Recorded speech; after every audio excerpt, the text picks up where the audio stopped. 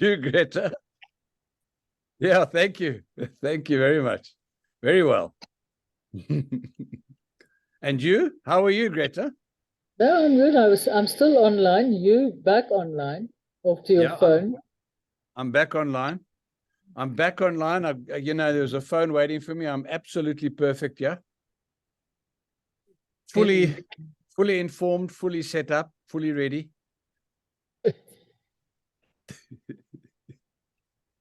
Thanks for the invite.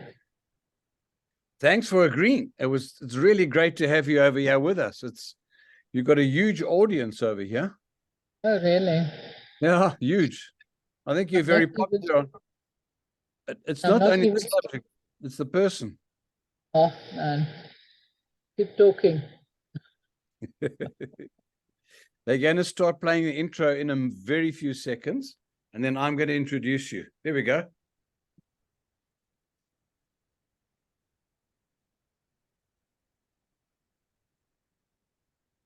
Well, good afternoon, ladies and gentlemen, and a warm welcome from a warm Cape Town. It's a beautiful day outside, 30 degrees Celsius, and a day for sunscreen. We have a very special and renowned presenter this afternoon. It's Professor Greta Dreyer, who has a practice of oncology, and there's no better person to present the topic, which is how and why should we introduce primary HPV screening in higher resourced sections of South Africa. Of course, Greta is a person that needs no introduction, but just a few words. She is a professor at the University of Pretoria and head of the gynecological oncology unit at Pretoria Academic Hospital. So she's a person with a great pedigree. She's leading the she's a leading figure in women's cancer research and production of papers. Her work is focused on viral oncogenesis and cancer prevention in women with genetic or immune-related predispositions. Greta is a person that has many quivers in her arrow, and she has all sorts of publications in her past. I spent a lovely week last week with Greta in Paris, and she was in fact elected to the board of the International Federation of Obstetrics and Gynecology, or it's also called FIGO. So there's no better person qualified to speak this afternoon than Greta. Just a quick reminder that she's the chairman also of our local organizing committee for the FIGO 2025 meeting to be held in Cape Town in 2025. So that's something, October 2025, you should please diarize. I'd like to thank JDW Pathology for sponsoring this afternoon and for being able to make sure everything goes smoothly. Karen over there, as you can see also, is somebody that's the technical expertise behind this presentation. And thank you, Karen, for assisting with all your work. Next week, remember, it's the South African Urogynecological Association, or SAUGA, which is an organization affiliated to SASOG, and they will be presenting their annual presentation, talk, and workshop. That's Thursday next week. Unfortunately, because many people here are members of SAUGA, we won't be having our webinar next week. But remember that on November the 2nd, we're kicking off with a series of informative discussions for the webinars producing ethics points. So that's something you do need to be with if you need ethics points. If you're not a regular subscriber to our newsletter, Karen will assist you in joining and, of course, doing the CPD. After the talk, you will have your CPDs available and mailed to you. And if you're able to answer them all correctly, you will be able to receive 1 CPD point. So please stand by and be aware of that. So, ladies and gentlemen, without further waste of time, I'd like to introduce Professor Greta Dreyer of Pretoria and George. And the topic is how and why should we introduce primary HPV screening in higher resourced sections of South Africa. Professor Dreyer.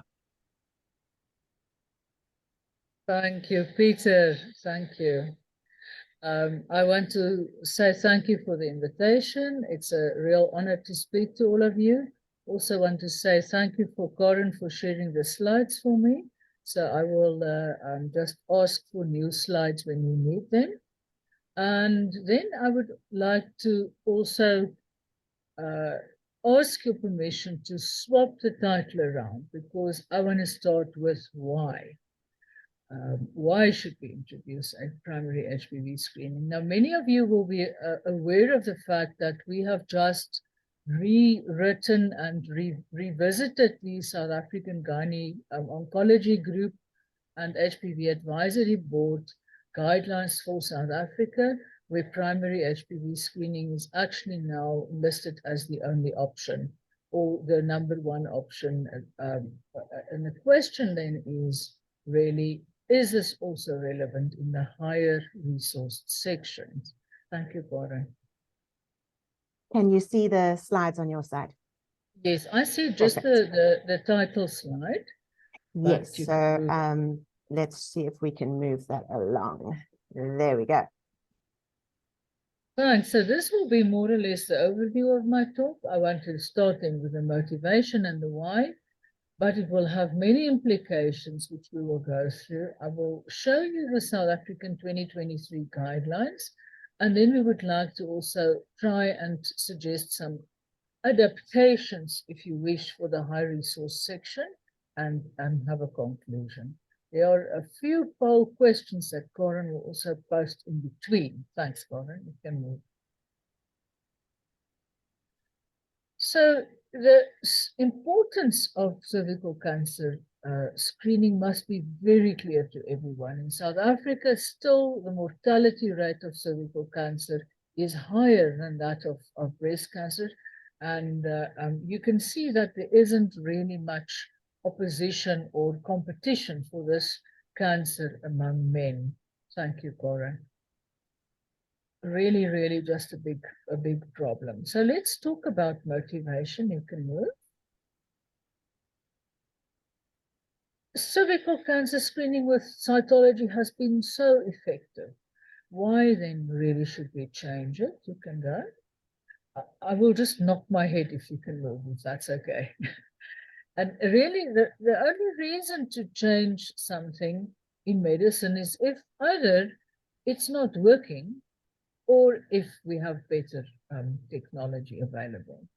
And the questions then really is, what is the limitation? What are the limitations of cytology? And there are many limitations, actually. The intimate examination can also be positive, but for many women, this is an obstruction, and you have a huge non-response to the call, due also to women's just competing priorities, other stuff that needs to happen.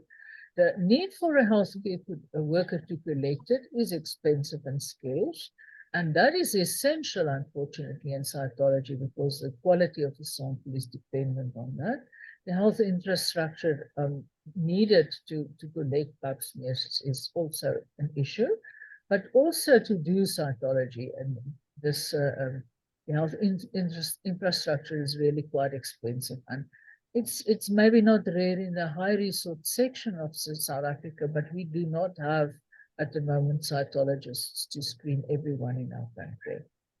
But for tonight's talk, it's really the sensitivity issues of cytology, which is the biggest motivator to move.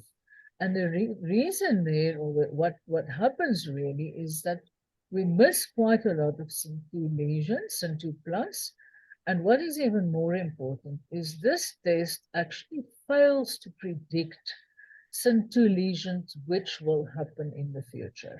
So it does not have a good predictive value, and even will be failing to actually pick up existing lesions. Therefore, it will also fail to prevent some cancers. The other thing is that the screening test really works only well if you have a short screening interval. Now, that may be sort of good news in the high resource section part of the country, but actually it really does make healthcare expensive. Currently, many patients in South Africa's high resource centers and areas have a 1-year interval, and that is really very, very blatant overscreening. And we should really refrain from that and move away, because it is just not cost effective. The effectiveness is much more dependent on a high coverage than on yearly screening. So the issue is really including everyone. Greta, can I just Yeah. ask you, can you just go back, Karen, that picture, the slide there? On the left-hand side, you've got two pictures. Can you just explain which is the cancer, the bottom left-hand one? Yes, they are really just there to remind everyone what cytology actually is. Yeah. So is the top one normal? The top one is actually really beautiful koilocytes. So Oh. you will see in the top one, there are bright blue cells with a white lumen around the nucleus. Yeah. And those cells also have an increased nuclear size. So those are koilocytes. And they are probably maybe SIN1 with koilocytes due to the increased nuclear cytoplasmic ratio. The bottom one is a chunk of really abnormal cells lined together. It's quite difficult to interpret really also because it's not liquid based. The bottom one is obviously a conventional cytology slide. So that could be CIN3 or cancer, or what would you say? How would you, It's if you were a probably- cytologist, what would you say? I think it's more than a CIN3, but I'm not a cytologist, as you say. It's an expensive and rare resource. Okay. Okay. Thank you. Next slide. Great. No. So the idea is really now about improving our option and moving towards HPV screening.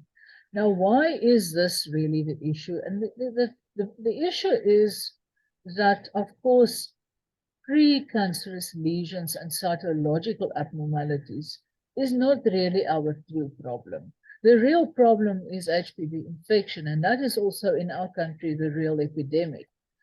And what we know is that cytology, only when it is a really high grade, is quite a good predictor of future cancer. But actually, the type of HPV virus that the patient has is a more important predictor. And this is just a small picture of the types, and we won't be going into the different HPV types too much tonight. Thanks, Colin. So after about 100 years of doing Papa Nicolau smears, we've seen a lot of changes. The HPV was seen on the electron microscope after about 50 years, or after about 30 years after the Papa Nicolau was invented.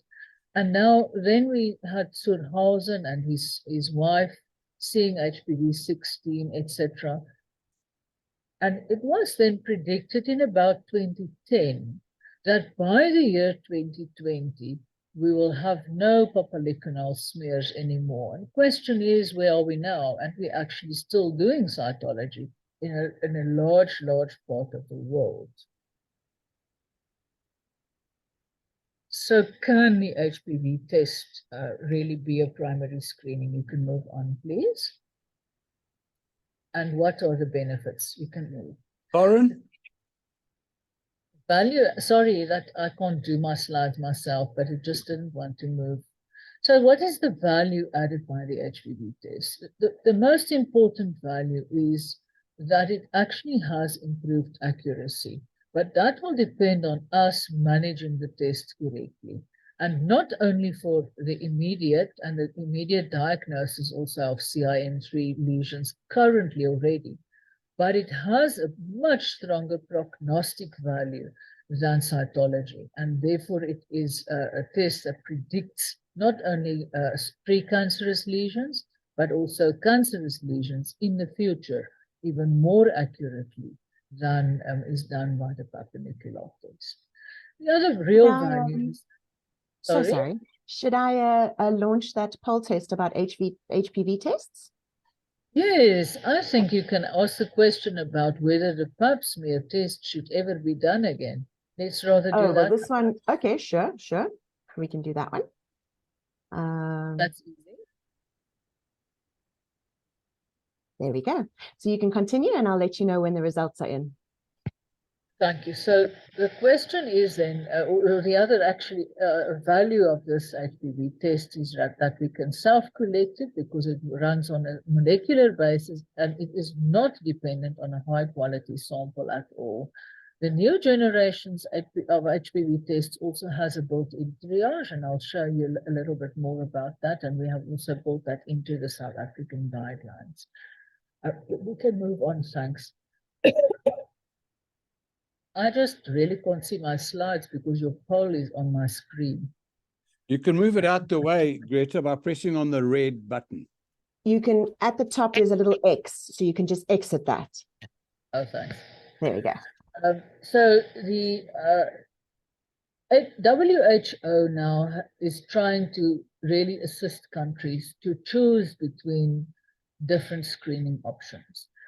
And they have basically launched a really good guidelines, extremely well researched, really, really effective and good for public health and for policymakers. And they say basically here that if a country needs to decide what to do, first question is whether you have a screening program in place, and if it is cytology. If it is cytology and we meet the quality indicators, and now we are considering what is happening in the private sector or the high resource sector of South Africa, we need to probably answer yes. We do meet quality indicators. The coverage is a bit uncertain, but it's actually quite okay. So we should probably then move down with that yes, and then they recommend that we can either do cytology or HPV testing followed by colposcopy. Can we move on, please? So, okay, you can move on again. So that is now in the hands of our policymakers. Cervical cancer prevention and control policy, as drafted by our government with the assistance of a lot of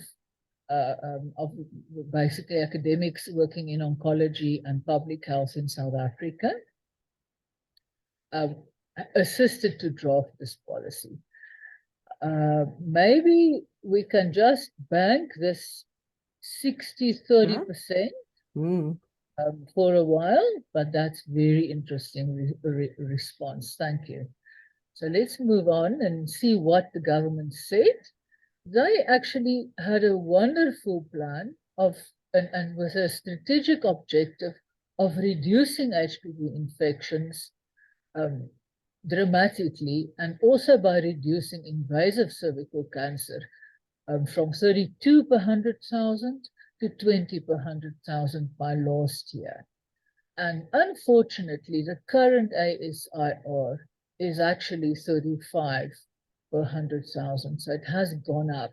So we have not actually reached any success in the country so far with following this strategy.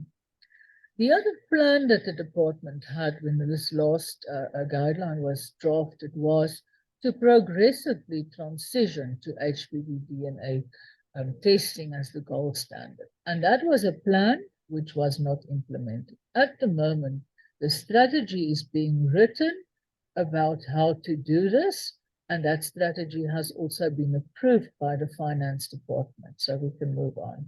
So HPV screening in the public sector will be a reality very soon. So now, if we say that pap smears should not be stopped in the high resource section of South Africa, what will be the alternatives, and how can we potentially move to HPV screening, and what will be the implications? So let's just consider that a little bit. I think it's really important to understand the carcinogenesis well and the epidemiology. And this is all about HPV types. And I just want to remind you that on the far right-hand side, invasive cervical cancer is what we're aiming to prevent. We are not aiming to treat CIN1. We are not even aiming to detect CIN1. We have come to actually think about cervical cancer screening as an exercise to detect CIN2 and 3. And that is actually a very incorrect aim, because CIN2 and 3 in a large percentage of patients is actually caused by other viruses. And this graph is not even totally correct. But you see that the non-1618 virus contribution in CIN23 is much higher than in invasive cervical cancer. So we really, really need to focus on the oncogenic viruses, and because the aim is to prevent invasive cervical cancer, not to detect anything else. Please move on. So I want to show you a few slides with data, and I hope I will not bore you too much or stretch your sort of focus too much. I think it is super important to consider what type of sensitivity and specificity we want when we decide what test to do. So what we do know from this research, which was done in multiple centers in South Africa on HIV positive women, is that the sensitivity in this group of women for CIN2 and 3 using cytology is actually quite good. And we think that the sensitivity around 68 or 70% is probably as good as we're going to get. And the specificity of cytology at the threshold of locale is above 85, which we consider as the cutoff. We can move on. So will it be better if we use HPV testing? And here you can see that in the same group of women, high-risk HPV as a screening has a sensitivity much higher at 82%, but also the specificity of 1618 is exceptionally high. So most certainly both the cytology, both the sensitivity and specificity can go up. What we cannot do is we cannot only screen for 1618, because there you see that the sensitivity is 38%. We will miss too many lesions. And if we want to treat all women with high-risk HPV anytime, we will actually have a 25% over-treatment because only 75% specificity. So we will have to combine these tests in a clever way. Let's move on and consider the HIV negative women. Now, we can't say that this is how it is, because all sectors of our country have mixed HIV status. But HIV negative women forms the majority of the high-resourced women in South Africa.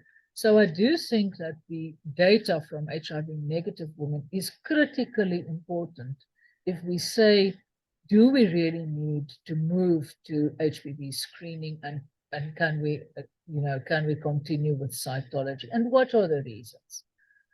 Now, for me, finding the cytology sensitivity to be below 60% in HIV negative women in our country is really an eye-opening thing, because this cytology in this study was actually done by expert colposcopists and very, very well-trained researchers. And if you make the cutoff at locale, which is sort of what we very often do, we ignore things below locale or repeat them or whatever, then the sensitivity actually in this research project dropped to 36%. And for me, this is the strongest argument for HPV screening, because you see that basically we are missing the majority of lesions CIN2+ if we use cytology. On the other hand, specificity is very, very good, even if you use ASCIS as your cut. Can move, please. So yes, it is much better with HPV screening. So you can see here now that the high-risk HPV of any type, sensitivity moves up to the high 60s. And as I said, I think that 68% sensitivity in our population is probably as good as it's going to get. So even with HPV screening, our sensitivity in this research project is not nearly as good as it is reported in the rest of the world. And then again, HPV 16, 18, the specificity is basically 97%, meaning you have more or less a 3% over treatment. We can move on. So how will this, we're talking about the implications of the move. How will this movement towards HPV screening affect the numbers needing treatment? And I'll show you now data which we published in the SAMJ earlier, or late last year, and from the first phase of the Diovac screening trial. And as I said, this is a trial done in multiple centers in South Africa. We can move to the next slide, please, which shows the data clearer. And here you have circled the sort of percentage positive, or the positivity rates of all the different treatment screening options. You can see we are not really even considering visual inspection. We basically did that in the trial because it is sort of half recommended by the WHO. And it is probably really an inferior test, which we cannot use in a well-resourced country. The cytology positivity rate, depending on your cutoff, is in HIV positive women is about 40% at the lowest rate. And you can see how amazingly well that correlates with a positivity rate of any high-risk HPV right at the bottom. So if you say the moment cytology is positive, the patient has a positive screening test. And that is what we're saying. That correlates almost perfectly with having any high-risk HPV on your screening test. And the same is true for HIV negative women on the right-hand side, who have a 17% ASCUS rate and almost 20% any high-risk HPV test positivity rate. In the same way, cytology high SIL correlates very well, and that's actually not on the table here, but correlates very, very well with HPV 16 or 18, where we will have more or less the same number of high-risk high SILs than what we will have 16 or 18. We can move on. So the same thing is shown on this slide. We can see the orange stripe, the 16, 18, which really is the most positive or the most high-risk viral types, and then how that actually runs up and down per age group to correlate very well with the cytology results. We can move on, please. I want to say a few words about messaging and the implications of messaging if you start using a virus test.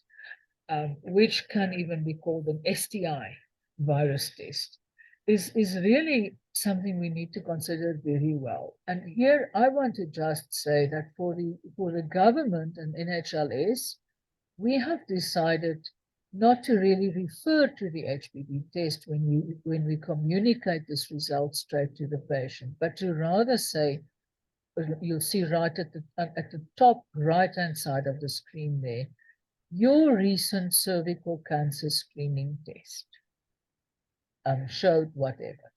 And then we want to talk about risk.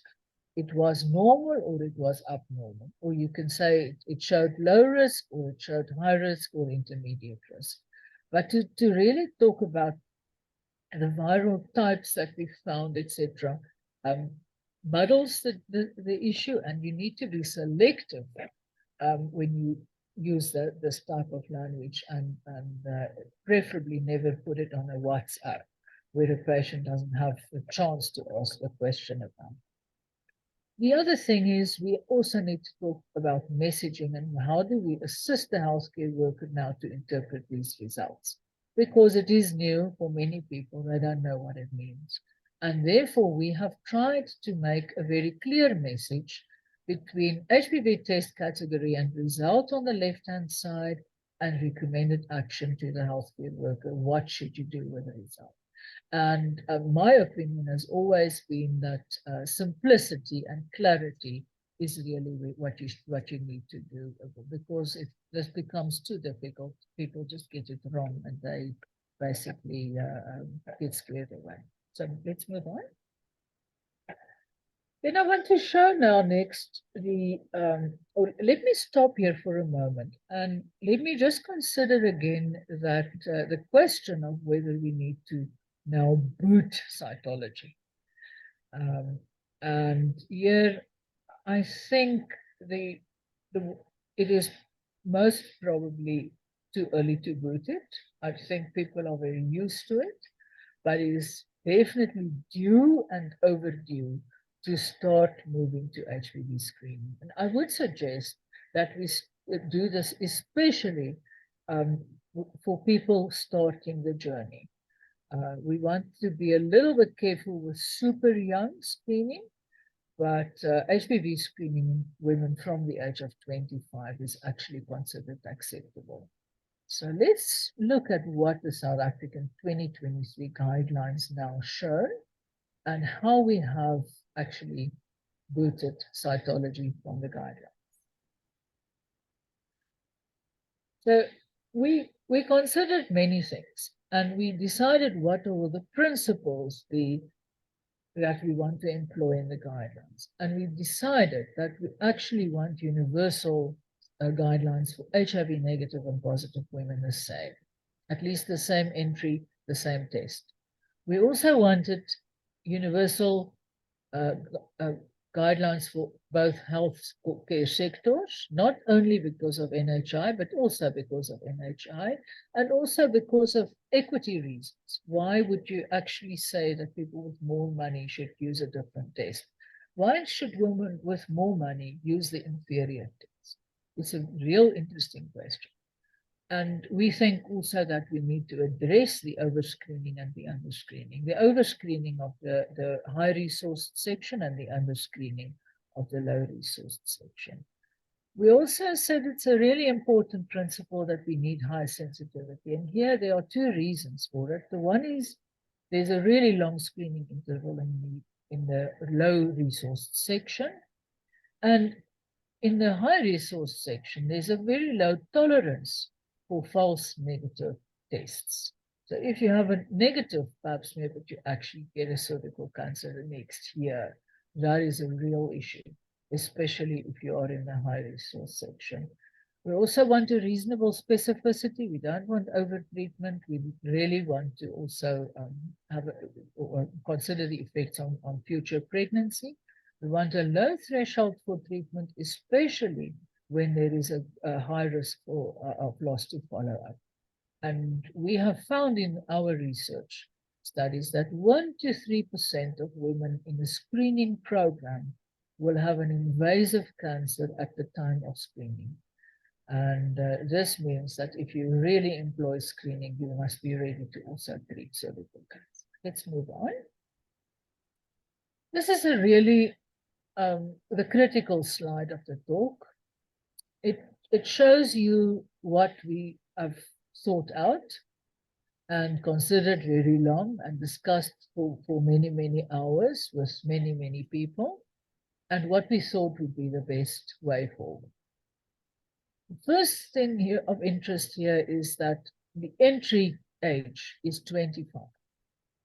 And we made it the same age for both HIV negative and HIV positive women. There is good data from the Athena trial also that the age of 25 is an appropriate screening age also for HIV negative women, and that HPV screening drops seems to be quite effective and good enough even in women between the ages of 25 and 30. Now you will remember that previously it was often quoted that HPV screening before the age of 30 is problematic because it leads to over-treatment in young women. So how do we address that problem? Well, we address it by also using age as a triage. And here you will see HPV negative test drop to the left-hand side to your next screening appointment. In the middle, is what would previously have been high SOL. And here you have the 16, 18 positives. And we have decided that even women between the ages of 25 and 30, if they have these high-risk viruses, do deserve direct treatment. But we have kept the opportunity for colposcopy with biopsy first for the high resource section and for those people who do not want treatment at such a young age for a virus only without a lesion. I think it's really, really important just to stress here that there is no such thing as doing a colposcopy on a patient with an positive HPV test without biopsy, because colposcopy without biopsy is notoriously inaccurate. You will very often not see a lesion, but there will be one. And this is really where the extra sensitivity of the HPV test comes in. If you basically find on biopsy lesions that you could not even see with a colposcope, you're finding them because the patient has that super high risk virus. And that is why in the Athena trial and other large trials with follow-up, those patients who did not initially have lesions have a high risk to develop them in the following 3 years or 5 years after sort of initial negative tests. Okay, and then we move to the right-hand side. People without 16, 18, but who are HPV positive.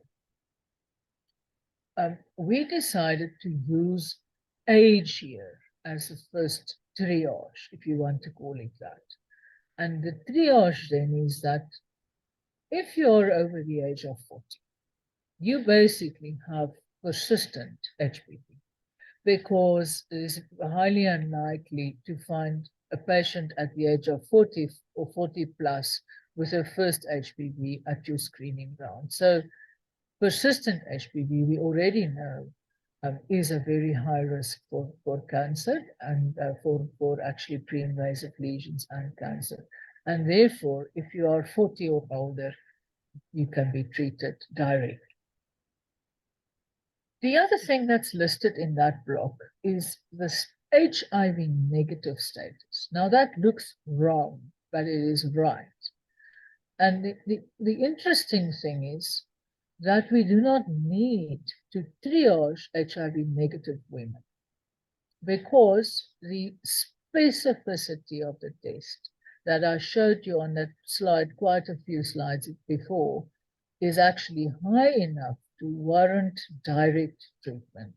So the HPV test is more specific in HIV negative women than what it is in HIV positive women. So HIV negative women with HPV and over the age of 40 can be treated directly without a biopsy.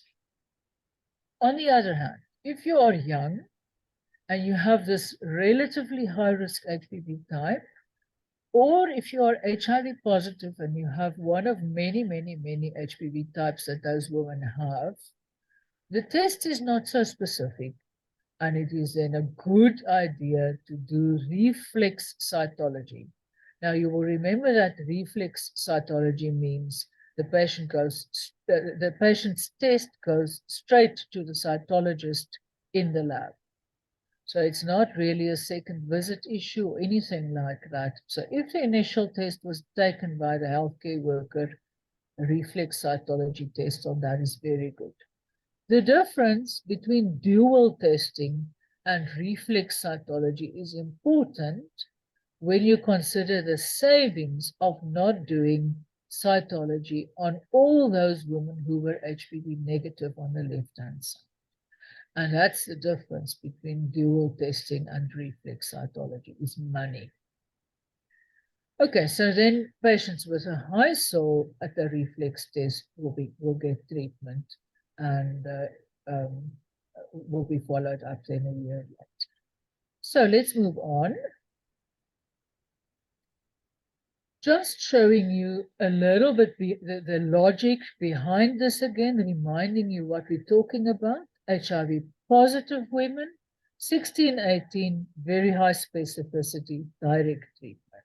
Can move.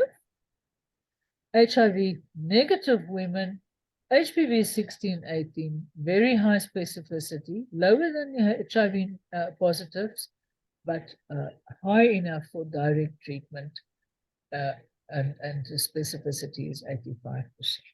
Can move on. Okay, and that's really those two. Let's move on again. And then here in HIV positive women, just showing you that high-risk HPV of any type have a specificity quite a lot of percentage points below the 85, which we decided was the cutoff. So to treat HIV positive women with any high-risk HPV will mean that 40% of HIV positive women need immediate treatment and that you're over-treating 25%. Can move. While HIV negative women reach the cutoff of 85% specificity and can be treated directly. Okay, let's move. So really just showing you a little bit the response now, if we consider what our principles were and the reasons for this was, what we did for universal strategy, independent from HIV status, we actually gave an option of a 5 to 10 year screening interval. So you can alternate that between the patient's risk group. The same with universal for all health sectors. We allowed colposcopy, but remember that it must actually be accompanied by biopsy. If there's no lesion to be seen, a blind biopsy, and actually 2 blind biopsies will give you quite a high chance that the patient will have a lesion. Then we wanted high sensitivity, and that is why we moved to HPV primary screening, because it's the only test with a high enough sensitivity. We wanted a reasonable specificity, and we've discussed those. And then the threshold for treatment, we also discussed the specificity of HPV all types in HIV negative women, and that is okay. In the private sector, in the high resource sector in our country, certainly we are treatment ready for any invasive cancers that we will find. So 2 words about treatment strategy. The question is now, what do you do when you find how are you now going to treat these women? And remember that we will actually treat a little bit more women than if we just do look for high cell, biopsy it, and then only treat the high cells. But we will probably in the end not treat more people, we will just treat them sooner. So what is the plan? The plan is you have a treatment visit after your positive screening test, and that preferably should not really be 2-3 steps, but just a screen and treat, and the next screen visit, and the next visit is the treatment visit. So, but of course we did say that colposcopy biopsy is an option. You would inspect the cervix for a lesion. If it is suspicious of invasion, of course, you stop the pus and you must obtain histology. Then you would do iodine, or certainly choose iodine here. It is much more crisp and clear in delineating the lesion than what acetic white is, or acetic acid is. And then you evaluate the lesion. If the entire lesion and the squamous columnar junction is visible, it's a relatively small lesion, less than 2/3, or if you don't have a LETS available, you would actually offer ablative therapy. Many people don't have that as an option. You can certainly do a LETS, and you would adapt the size of the lesion. Patients with larger lesions and suspicious of invasion will need a LETS. Move, please. So how do we adapt all this for the high resource section? And this is the how do we actually implement it now. Let's move to the slide on age. And this is a different slide than the one that I showed you initially. Is a crude cancer mortality rate among women younger than 45%. And here you can see that men do not have any cancer that competes with breast and cervix cancer in terms of mortality under 45. So men do have to actually drink and party. They don't have other ways to die. Women, however, die from cervical cancer, and it is the #1 killer disease in young women in our country by a very far margin. It's the #1 killer cancer. Breast cancer also contributes quite a lot of mortality under the age of 45, but cervix wins by a very large margin. And that is the reason why, and you can move, Karen. Karen? That is the reason why we decided also that starting screening in our country at the age of 25 is appropriate. We also decided that treatment directly can be changed to colposcopy. And at 25, I want to absolutely stress we retain that in high resource sections of our country. Of course, if woman has never engaged in sexual activity, one can adapt according to that. The pro of the HPV test, of course, is that it is perfectly doable in virgins. You do not have to pass a speculum at all, and you can do it with a cotton swab test, a cotton-tipped swab, and then actually send it dry to the laboratory. So there is really also not any reason not to screen women who has not had sex. Other than that, they have a very low risk. And then the option of colposcopy with biopsy is added for high resource sections. The other thing that I placed in a square block there is that we are currently underutilizing the option of vaccinating after treatment. And this has been shown to really make a difference in terms of disease recurrence. Unvaccinated women should actually be vaccinated if we find them to have a lesion. We can also adapt the interval, and of course, after treatment, we should also do colposcopy for all those women to consider retreatment. We can move. So I want to conclude, and then I think maybe there's a little bit of time for question, Corin. Yes, there is. Thank you. Yeah. So my conclusions really is that our high resource population is mostly HIV negative. They have a lower risk, and they will also be mostly vaccinated soon, let's hope. But those are all actually reasons to move towards HPV screening, because sensitivity is also the key advantage over cytology. We did talk a bit about messaging, and I think that's really important and a key component of our success.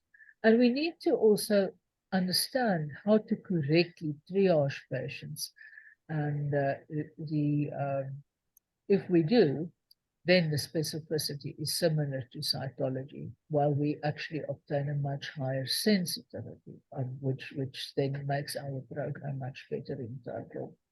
The partial, and later on, we will also see there are more HPV tests coming up also with extended genotyping.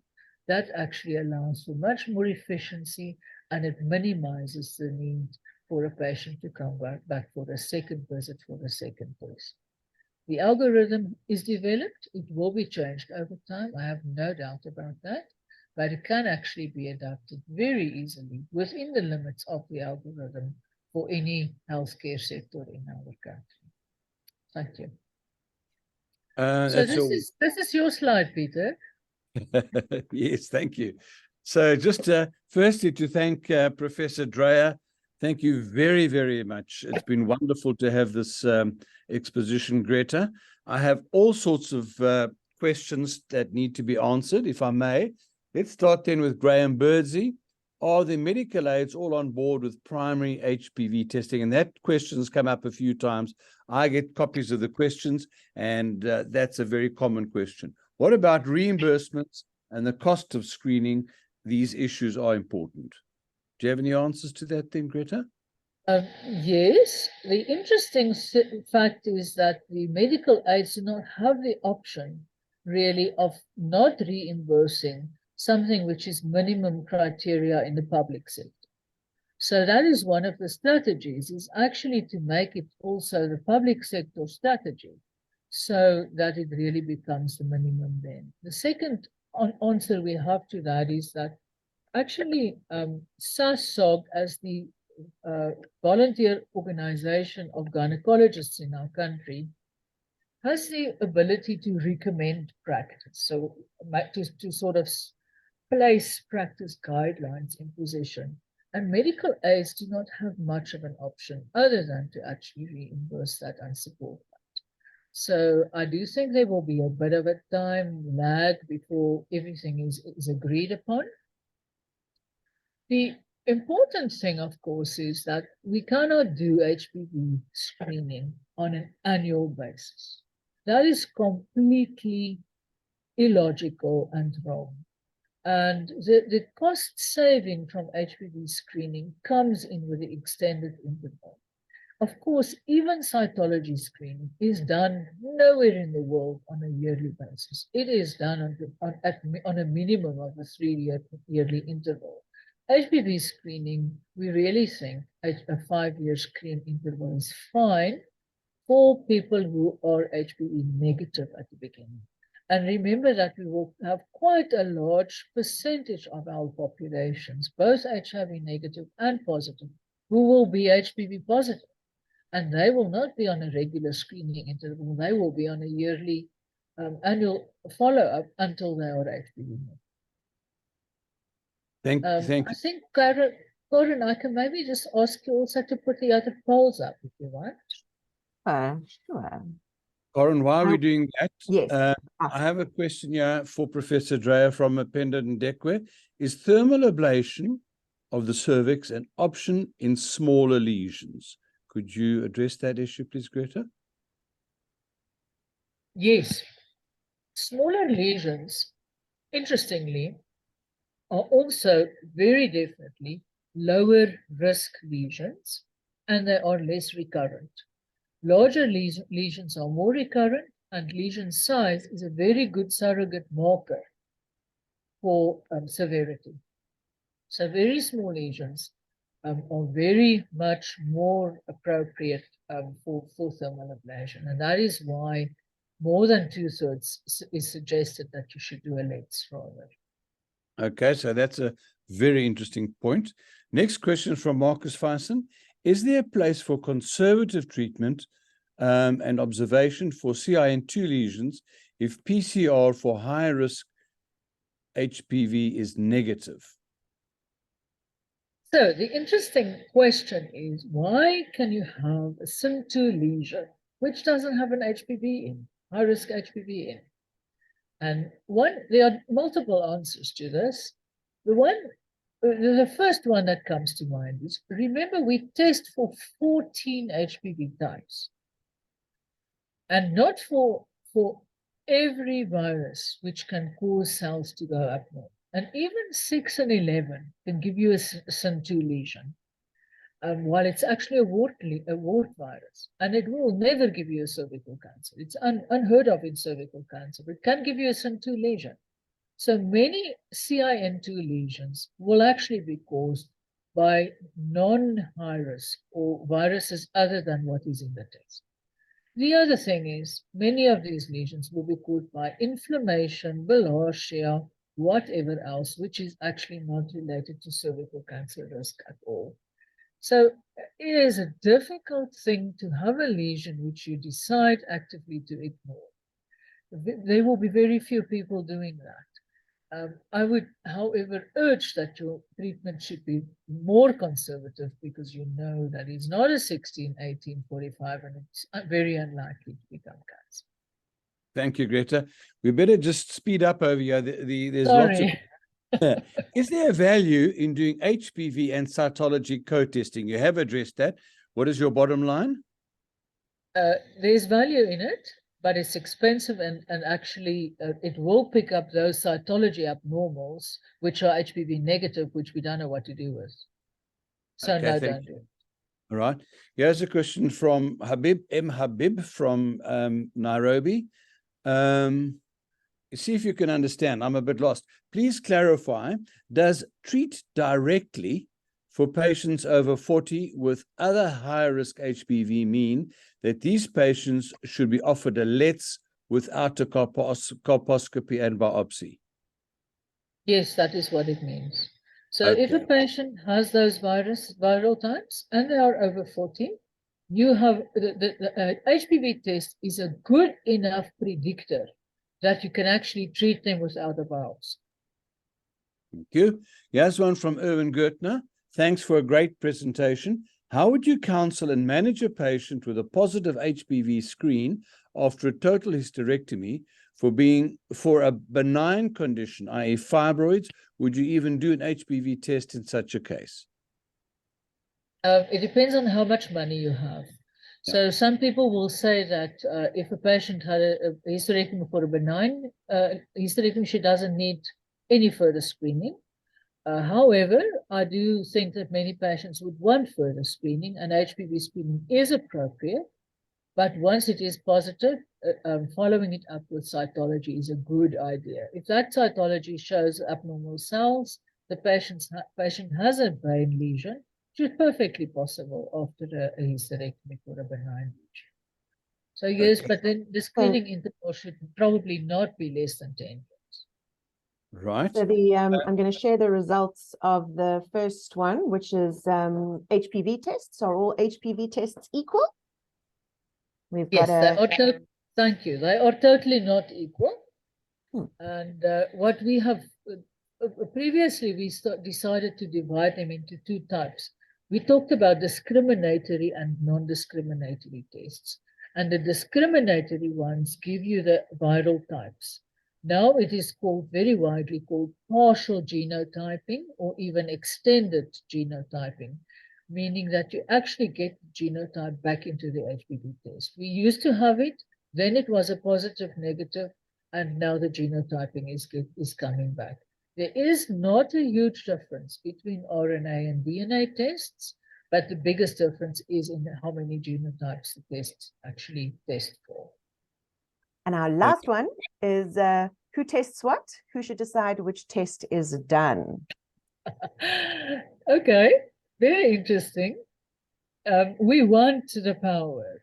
The answer is we do not have the power. The laboratories will decide. So we as a doctors group have sort of decided what are the qualities that the HPV test should have for the NHLS. And also with the virologists, we have decided what are the minimum criteria of what we need. But after that, they're going to decide what they will offer. We will not get to actually decide. The better Very interesting test results. Thank you. Thanks. We've got 2 or 3 more minutes. I'm going to see if we can't do 1 or 2 more questions. Firstly, Corin, there's so many people have asked for copies of these slides. How would they get copies of these slides? So if they can just, I'm going to put my email address in the chat. And if they can just email me, I will send them a copy with Professor Dreya's blessing. Yes. Okay, great.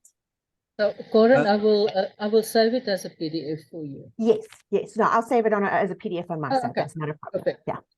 See, many people take photographs, sort of selfie type Yes. photographs as we go along. But if you can get the whole talk, it's so much better. We have time for one more before we run out of bandwidth. You mentioned, Greta, in women that are sexually continent, the use of a cotton swab for obtaining specimen for HPV analysis. Are there any other ways for women to do this? For example, tampons, they ask, so they don't have to visit a GP or a gynecologist, and in that way obtain sufficient specimen for HPV analysis? Or any other methods for that matter? Yes, there are 2 issues if you're talking self-sampling. Yeah, self-sampling. What do you use to sample with? And the second issue is how do you actually transport? So there are two options really to transport. It can be either dry transported because the material just dries and then it will be re-suspended in the laboratory. And the other is in a suspension fluid, which is usually alcohol-based. And then the HPV PCR is just done from that material, which preserves the DNA. We do not currently, as far as I know, have a laboratory which sells on the chemist shelves a self-test, because that is perfectly possible. We have had those in the past. I think they might not be available anymore. We did the first research on HPV types actually using some of those tests, and they were done with tampons. Tampons are the most messy method to do this, especially because that wick makes everything wet and it leaks out, etc.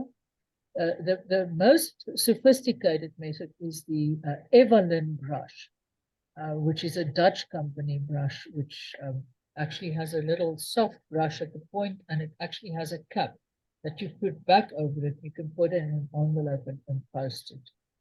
So at the moment, it will be clinic-based, doctor-based, until someone grabs the commercial opportunity. So it is commercially available as we speak in other parts of the world, and there is a possibility, a niche in this country for doing that. So women don't have to actually come to a doctor or a GP or a specialist for whatever reason they prefer. Probably cheaper, much cheaper, and then they get the answer directly from the lab. Do they, Greta? Would the lab then?